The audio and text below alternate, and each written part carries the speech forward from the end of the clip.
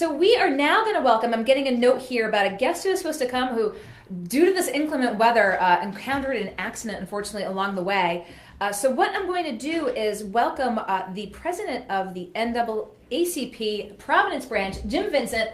Please come on to the studio over here. I appreciate your coming in today, sir. Thank you for inviting me. Thanks for coming on. We talk all the time about issues facing the state of Rhode Island. I probably check in with you weekly about things that are going on. And one of the things I wanted to start off with you about is the governor issued her state of the state. The mayor issued a state of the city. What, in your estimation, and let's start with the state of the state of the city on all fronts. Are we healthy?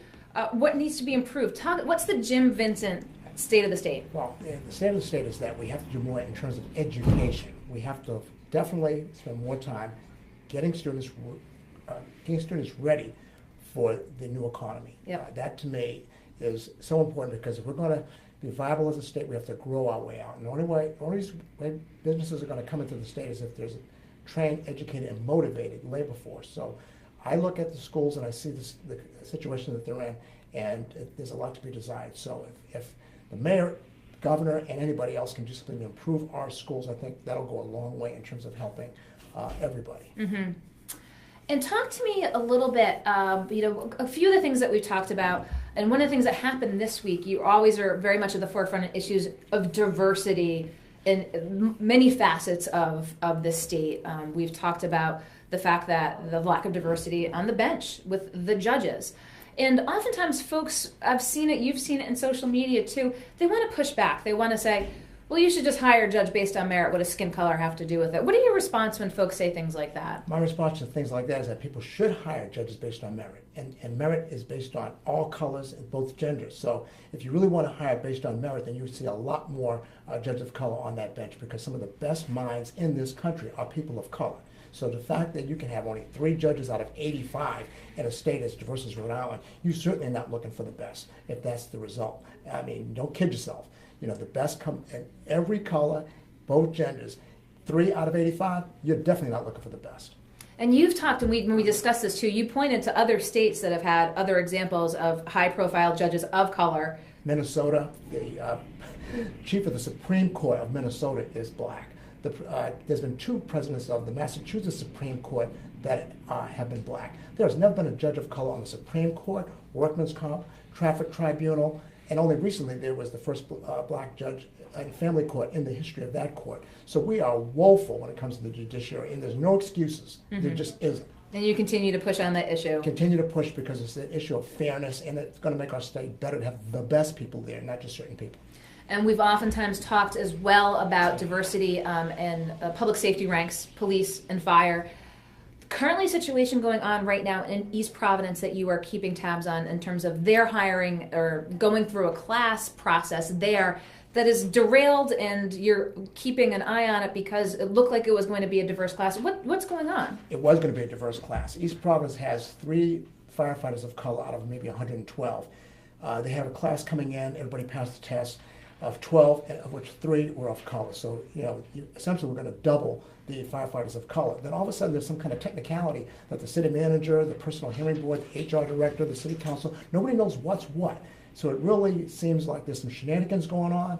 I'm not sure exactly what's going on, but it doesn't seem to meet the smell test. And you throw out a list of people. First of all, you're dealing with 12 people's lives. Forget people of color, just 12 people. Mm-hmm. And then you said, we're going to just start again because of some technicality. Nobody understands what the technicality was. So my thing is that if you're committed, you're committed. Mm-hmm. And if you're committed, you would have done that. You would have moved forward with that list. You would have had 6 firefighters of color. And what that tells me is that East Providence is not committed to diversity. So you're going to keep on this issue as they go through the process again. I mean, I would expect that the same class would reapply. I guess we'll see what they decide the next class is going to be if that's the case then. I would hope they would reapply. I'm not sure if they're so frustrated by the process that they decide not to. There's no guarantee that we're going to have the 3 or 4 people of color reapplying. I just know there was a missed opportunity. East Providence has a woeful record, not just in terms of the fire department, but in terms of all their departments. Very woeful. They're one of the most diverse cities in the state, and their record in terms of diversity is one of the poorest. So if anything, this was a positive sign, and I was encouraged, because I said maybe finally East Providence is going to get it right. and then they do this, and it's to the chagrin of everybody. So who would you say, if we're looking at cities and states, cities around the state, where are we making gains? Who's doing the best work to make for a more diverse, inclusive state that we have? Providence Police Department. Just recently, they had a class, academy class of 60 recruits, and even I was shocked because of the success.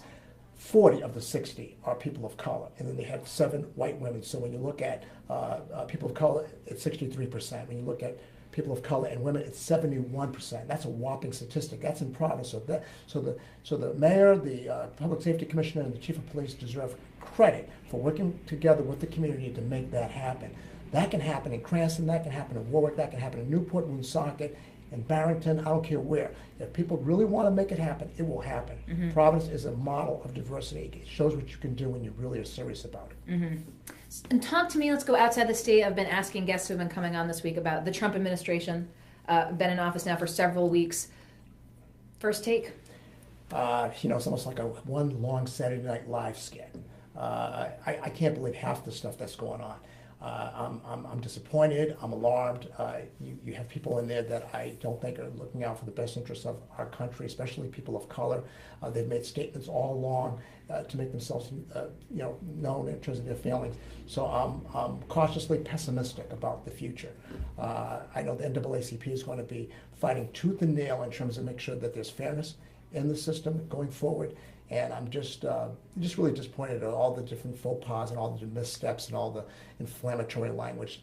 We as Americans do not need that. We need to come together, not go apart. And I think that the last 3 weeks, I haven't seen a 3-week period where there's been more divisiveness in my lifetime. Yes, and you said you're going to be working closely with national. Yes. And talk to us about the Providence branch here. What's Yes. on tap for the coming year? We've got Black History Month going on right now, and for all of 2017, what's on your agenda? Well, the first thing is justice reinvestment. There's 6 bills, basically, that would reform the probation and parole system here in Rhode Island, which almost everyone agrees needs to be reformed. We have people that don't need to be in jail. They need to be productive citizens. We have costs that are overrun. We have not enough correction officers. I mean, you name it, there's just problems everywhere you go. So the Senate has passed all 6 bills unanimously. The governor has got her pen out. She's ready to sign it. But we need the House. We need the House to take a vote to pass all 6 bills. The governor will sign these bills, and we'll have justice reinvestment in this state, which it's badly needed. And I know that the NAACP is working with, 20 different groups to make sure that this happens. So I'm asking the House of Representatives to pass all 6 bills so that we can have true probation and parole reform in Rhode Island, which is badly needed. And have you had conversations with House leadership about this, stemming from last year when it didn't go through? What's their take on this? I have, and they have said that they want to get those bills heard early, and I think that did happen with some of them, if not all of them. Last week I wasn't able to go, but we had a letter of support, and I'm hoping that they see that this is important. This is a priority. This is something certainly that the community is seeking, and I think that they'll do the right thing and pass all 6 justice reinvestment bills. It needs to happen. I think they know that. They'll do it. And one of the reasons I know that you weren't up there is you were being awarded at City Hall for a Martin Luther King Jr. award last week, which we wrote about at Go Local, so congratulations on that. And throughout your career, tell us, what have you been most proud of? Most proud of the fact that I've been able to be consistent. I feel myself as a young person, I was lucky to be able to go to a couple of very good schools because of the legacy of Martin Luther King and the subsequent riots of 1968. So I feel that I owe a debt to the people that came before me. I stand on their shoulders. So I fight each and every day to repay that debt, a debt that I feel cannot be repaid. So I'm proud of the fact that I've been consistent over these past 4 decades in terms of fighting the good fight for civil rights. And I haven't, detoured or haven't gotten tired or whatever. So it's the consistency of the effort that I think I'm most proud of. Well, fantastic, and I'm so glad that you came in today to talk with us about everything. And as I'm sure issues arise, we will talk with you moving forward. But this is day 3 again of Go Local Live, that we're bringing you the leaders in the community that have stories to share and news to share. So when things happen, come in and tell us. Well, thanks, Katie, and you're doing a great job. I appreciate it, Jim. Thank you. Okay, thanks for coming in. Thank you. So that was Jim Vincent, the president of the Providence NAACP branch. Appreciate his taking the time to come in.